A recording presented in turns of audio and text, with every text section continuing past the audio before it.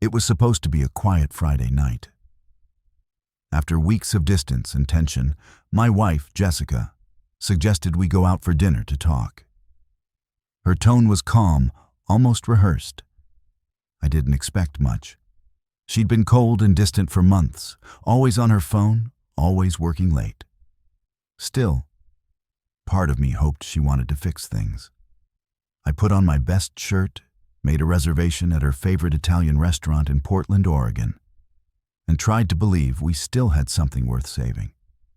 But the moment she sat down across from me, her eyes cold, fingers tapping the wine glass, I knew this wasn't reconciliation. It was an execution.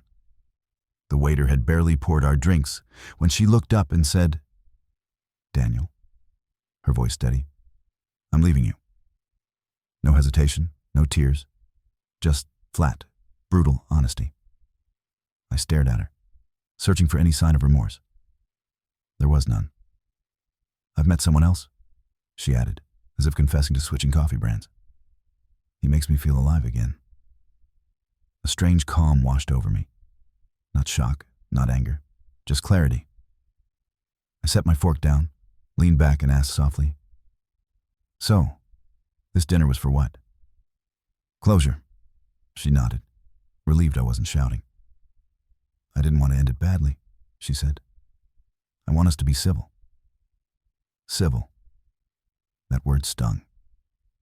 After 10 years of marriage, I was being dismissed with boardroom politeness. I looked at her, really looked at her, and saw a woman who'd already moved on emotionally, perhaps even physically.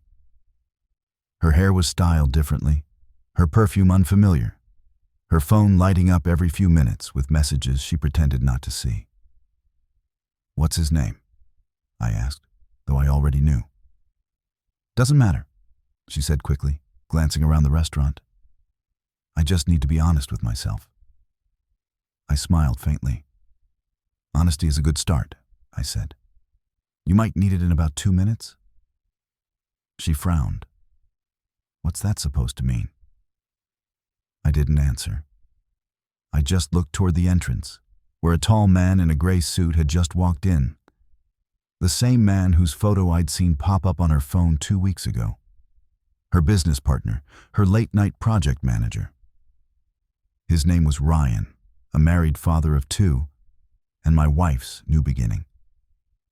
He hadn't noticed us yet. Too busy helping a woman out of her coat, a woman I instantly recognized as his wife, Claire. When Jessica turned and saw them, the color drained from her face. Ryan froze mid-step, his hand still holding his wife's purse. For a few painful seconds, all 4 of us just stared at each other. I could almost hear Jessica's heart pounding from across the table. She looked like she'd seen a ghost. I leaned in, keeping my voice calm. "You didn't think I'd invite them, did you?" Her eyes widened in disbelief. "You what?" she whispered. I smiled, sipping my wine. "When you started acting strange, I did some digging. Turns out Ryan's wife had her own suspicions. We decided to have a little dinner meeting." Claire looked straight at Ryan, her expression caught between fury and heartbreak.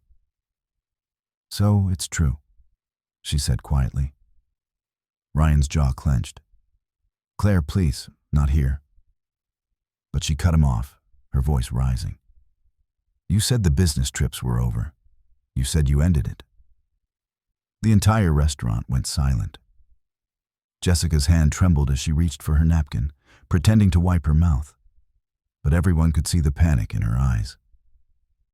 I sat back, watching the scene unfold, no shouting, no gloating, just quiet satisfaction as lies unraveled in front of everyone. Finally, Jessica turned to me, desperate. "Daniel, I didn't know she'd be here," she whispered. "This wasn't supposed to happen." I tilted my head. "You mean getting caught wasn't supposed to happen?" I said. "But it always does. Lies have terrible timing." Ryan tried to grab Claire's arm, but she shoved him away, tears streaking down her face.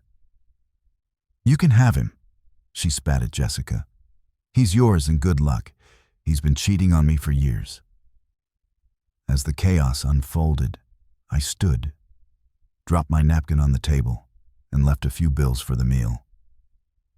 Jessica reached out, her voice cracking.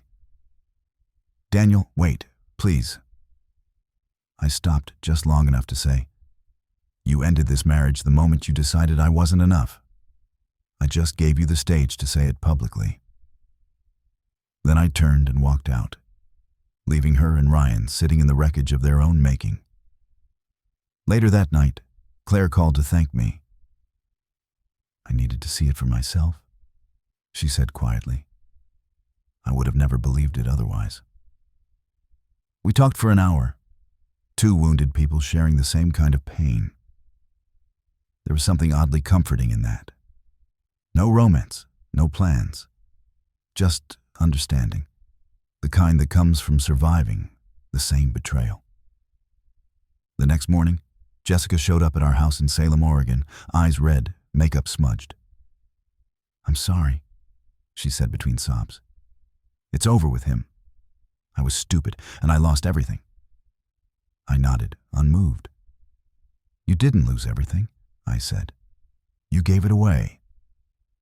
She begged for another chance, but my answer was simple. "You said you wanted to be honest with yourself.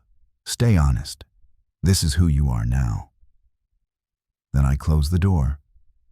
In the months that followed, I rebuilt my life piece by piece. I sold the house, took a new job, and started traveling again. I heard Ryan's marriage ended in disaster, his career ruined by the HR complaint Claire filed.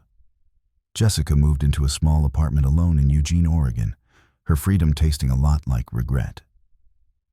Sometimes, when I think back to that dinner, I remember the exact moment she froze, the door opening, the truth walking in behind it. She thought she was leaving me for love. Instead, she walked straight into the ruins of her own deceit. And all I had to do was let the truth take its seat at the table.